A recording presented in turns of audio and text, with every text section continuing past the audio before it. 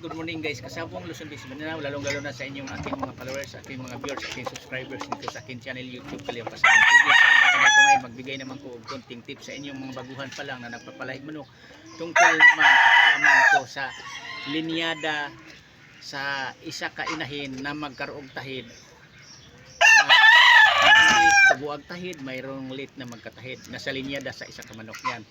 Ito ipakilala ko muna sa inyo. Ito siya ang postura o kulay nga lumalabas na pinagparis ko ang kulay gold na inahin at saka yung lalaki na pinapalahi ko nga sweater.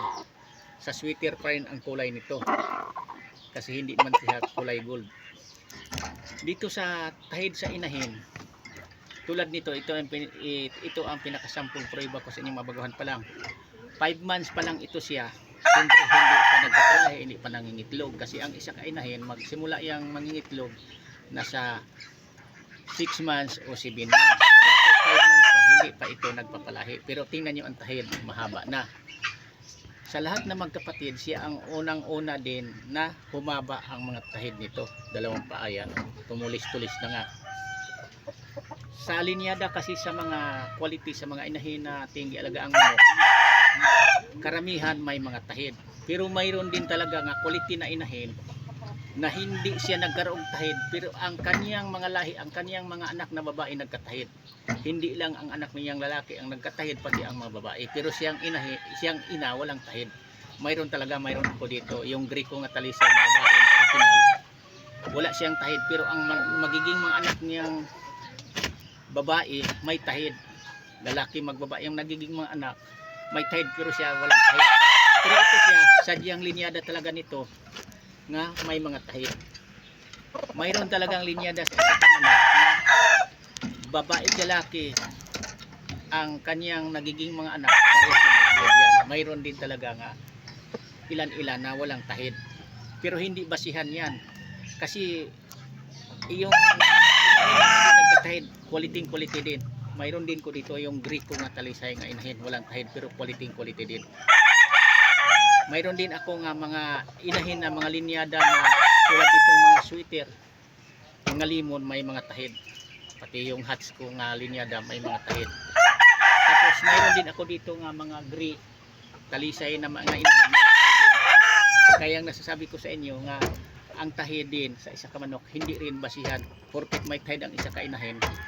Sabihin natin quality. Mayroon ding inahin na kahit walang tahid pero quality. Ang magpatunay ko sa inyo yung inahin ko nga gray dito. Kasi ang nagiging mga anak yan, nagpakadako yan, winner. Ang nagiging mga anak niya na wala naman siyang tahid.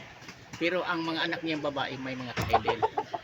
Kaya huwag kayong magtaka mga baguhan pa lang kung bakit quality ang gialagaan nyo nga inahin, bakit hindi nagkaroong tahid. Yung ibang mga lahi may mga tahid. Nasa manok talaga yan, nasa linyada din. May sadya lang talaga, hindi siya tinubuag tahid, pero okay yan dahil quality din yan. Yan ang totoo dito sa pag-alagang manok. Ang pinaka-importante lang, may tahid man yan o wala yung inahin na yan na ginamit yung materialis, basta ang kinabasan sa mga anak maganda ang record performance, walang problema yan. May tahid man yun na inahin o wala, basta ang pinaka-importante maganda ang record performance sa resulta sa nagiging mga lahi mga anak niya.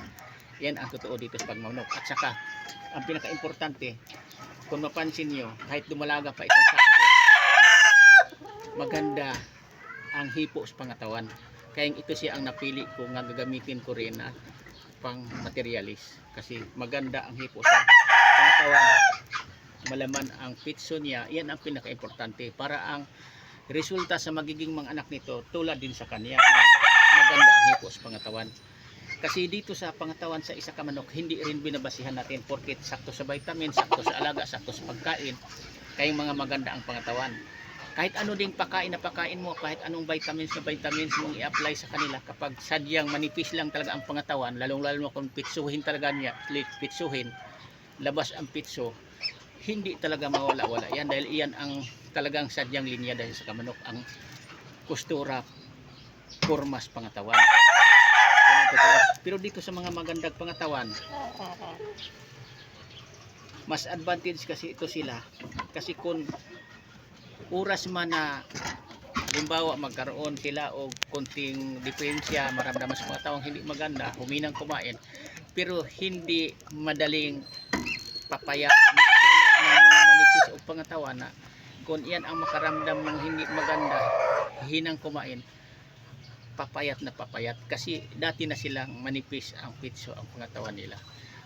Yan ang naka-advantage dito sa mga manok na maganda ang hipo sa pangatawan. At saka pinaka number 1 na pinaka-advantage sa isa ka manok na maganda ang hipo sa pangatawan, iyan ang madaling pagkikitaan natin kasi iyan ang madaling magustuhan sa namimilig manok. Kapag paghawak pa lang ng katawan, yan, sigurado ako pira na, bibilihin ka agad nila yon. Mababawi na ang ating ginagastos sa ating mga alagang mga manok. Pero kung ang manok natin manipis ang pangatawan, hanapan pa tayo kung wala ba iba nga maganda ang pangatawan. Pero kung maganda ang pangatawan sa ating manok na pinahawakan sa namimilig manok, hindi ka nahanapan yan. Kung wala na bang iba mas maganda pag pangatawan dito. Yan ang totoo. Sa napagdaanan ko na ang lahat dito sa pag-alaga ng manok. Katagal ko na nag-breed, nagpapalahi at saka nag-out, nagbinta ako. Ginagamit ko rin pang personal na panglaro, pang entry ang aking alaga ng manok. Kaya ang proseso ko sa pag-alaga kong manok, hindi masyado akong tumitingin sa kagustuhan.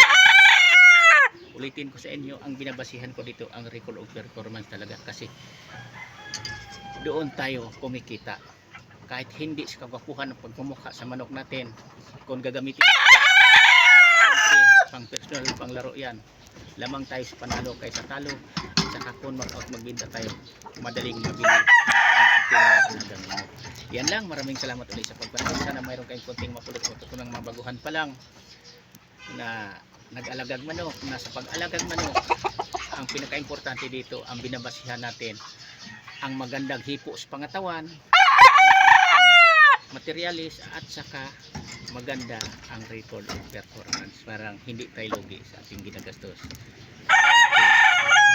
Yan lang. Bukas uli, ibang tabi paliwanag ko sa inyo. Maraming salamat ulit sa inyong lahat sa pagpanood. Thank you.